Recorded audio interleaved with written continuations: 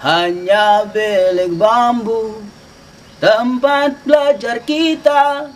La ilaha illallah, la ilaha illallah, la ilaha illallah, Muhammadur Rasulullah. Bismillahirrahmanirrahim. Assalamualaikum warahmatullahi wabarakatuh. Kondisi pilu dialami oleh puluhan siswa di SDN Suradita, Sukabumi. Mereka harus belajar beralaskan tanah, berdinding bilik, dan beratapkan terpal. Kondisi tersebut karena bangunan sekolah yang mulanya layak kini rusak karena bencana pergerakan tanah. Salah satu siswa kelas 3 SD Winasri Wahyuni mengatakan kondisi sekolah yang tempatnya saat ini kurang nyaman. Jika turun hujan, tanahnya berlumpur, sedangkan siswa hanya duduk di bangku tanpa ada meja. Ia pun dengan polosnya meminta kepada orang nomor 1 di Indonesia, Bapak Presiden Joko Widodo, untuk memberikan sekolah yang baru bagi teman-temannya untuk belajar. Bagaimana tanggapan dari Angkatan Muda Banteng Putih terkait hal ini? Mari kita simak selengkapnya. Bismillahirrahmanirrahim. Asyhadu an la ilaha illallah wa asyhadu anna Muhammadar Rasulullah. Bismillah. Sallallahu ala Muhammad ya Rasulullah. Sallallahu ala Muhammad ya Habiballah. Sallallahu ala Muhammad ya Nabi Allah. Sallallahu ala Muhammad ya Allah ya Rabbi salimna bil Indonesia. Bismillah. Sallallahu ala Muhammad ya Allah ya Fatah ya Salam ya Nur Muhammad. Bismillah. Rabbi shrah li sadri wa yassir li amri wa hlul 'uqdatam min lisani yafqahu qawli. Hasbunallah wa ni'mal wakil, ni'mal maula wa ni'man nasir. La haula wa la quwwata illa billah. Bismillah wa makaru wa makarallah. Allahu khairul makirin. Rabbi shrah li sadri wa yassir li amri wa hlul 'uqdatam min lisani yafqahu qawli. Subhanallah, alhamdulillah, wa la ilaha illallah, wallahu akbar, amma ba'd. Wa ya ibadallah, ayya na'budullah daiman abadan hatta yaumil qiyamah wa insyaallah nahnu jami'an husnul khatimah. Pada hari ini kita membahas yang sangat memilukan kita semua. Kami akan membawakan satu bait dari syair God Bless tentang kajian kita ini sangat ada korelasi. Hanya bilik bambu tempat belajar kita. Itu menunjukkan kesederhanaan dan rasa bangga. Tetapi ini apa yang kita banggakan jika tempat belajar mengajar bilik bambu beralaskan tanah. Bagaimana biasa, kami akan bagikan satu atau dua kata, satu kalimat dari kitab ini. Bismillahirrahmanirrahim. Bala man kasaba sayyi'atan wa hatat bihi khati'atuhu.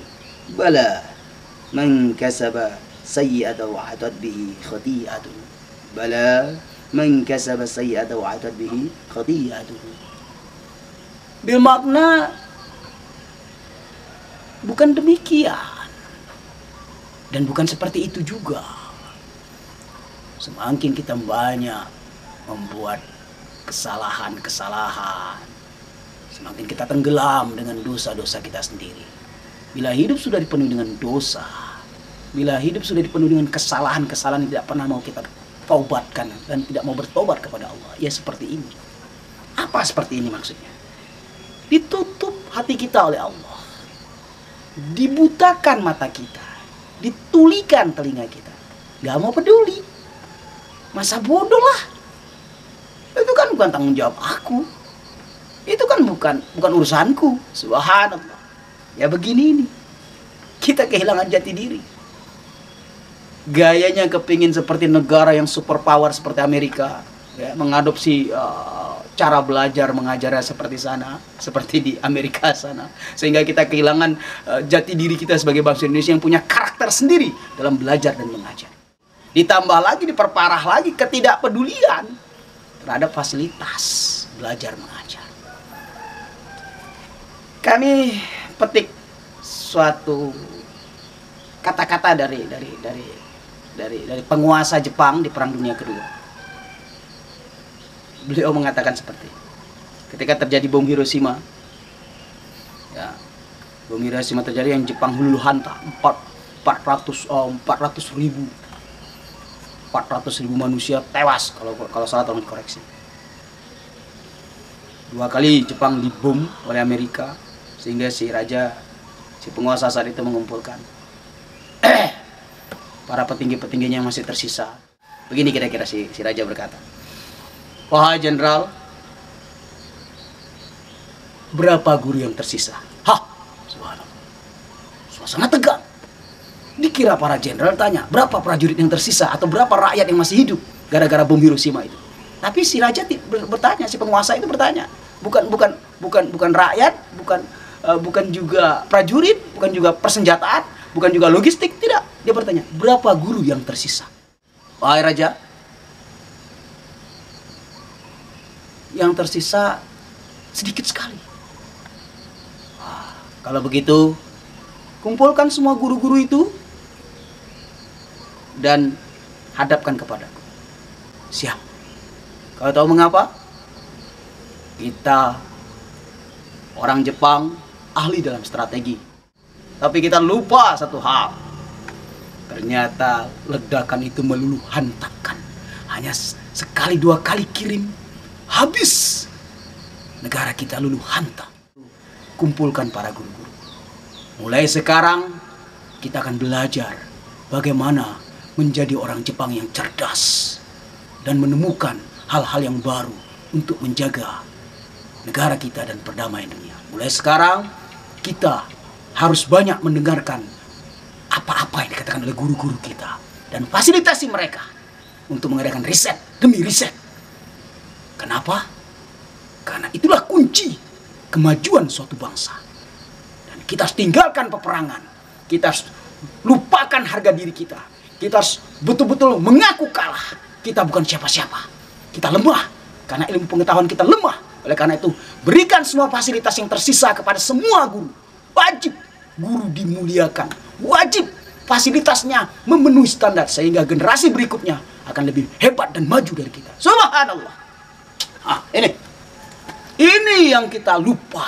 Makanya lihat, setelah Perang Dunia Kedua, perlahan tapi pasti Jepang melesat sebagai ahli teknologi, sebagai negara yang mempunyai superpower teknologi. Bahkan diam-diam mereka menciptakan senjata yang sangat mengerikan. Tapi mereka, Jepang, rakyat Jepang dan penguasa Jepang saat sekarang ini berfilosofi sederhana. Kami bukan negara perang lagi dan kami tidak peduli dengan perang. Kami hanya fokus kepada teknologi. Syarat utama untuk negara bisa maju dan berkembang pesat adalah ilmu pengetahuan. Dan memberikan fasilitas-fasilitas kepada para profesor, doktor, dan guru-guru serta dosen-dosen yang kapabel dan punya kapasitas. Dan ini dilupakan oleh semua pemimpin Republik Indonesia. Kita tidak peduli dengan yang namanya fasilitas terhadap belajar mengajar kepada anak-anak didik kita. Bagaimana negara kita mau maju? Bagaimana negara kita mau hilang koruptornya?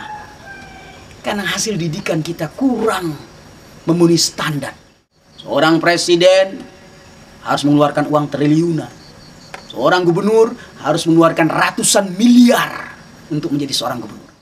Bahkan untuk seorang lurah harus mengeluarkan uang ratusan juta untuk menjadi seorang lurah.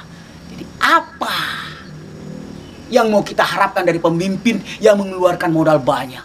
Perhatikan pendidikan Republik Indonesia. Itulah yang menjadikan negara kita nihil koruptor. Dan itu yang menjadikan negara kita menjadi negara yang maju melesat ke depan. Fokuslah kepada riset Indonesia. Apa itu pola pendidikan kita? Yaitu semangat gotong royong, menjunjung tinggi moralitas. Itu yang paling penting. Itu jati diri bangsa kita. Dan sudah dihapuskan dari metode pendidikan saat sekarang. Kita lebih cenderung menggiring generasi bangsa untuk menjadi penghafal. Sehingga apa? Jadilah sarjana penghafal. Bukan menciptakan lapangan kerja, tapi menghafal berapa banyak perusahaan yang akan kulamar setelah menjadi sarjana. Subhanallah. Nauzubillah. Subhanallah. Wahai Bapak penguasa, perhatikan rengekan anak-anak SD itu. Berikan fasilitas hak mereka. Karena negara menjamin pendidikan kepada setiap anak bangsa di Republik Indonesia ini. Barakallah. Alhamdulillah. Sallu ala nabi.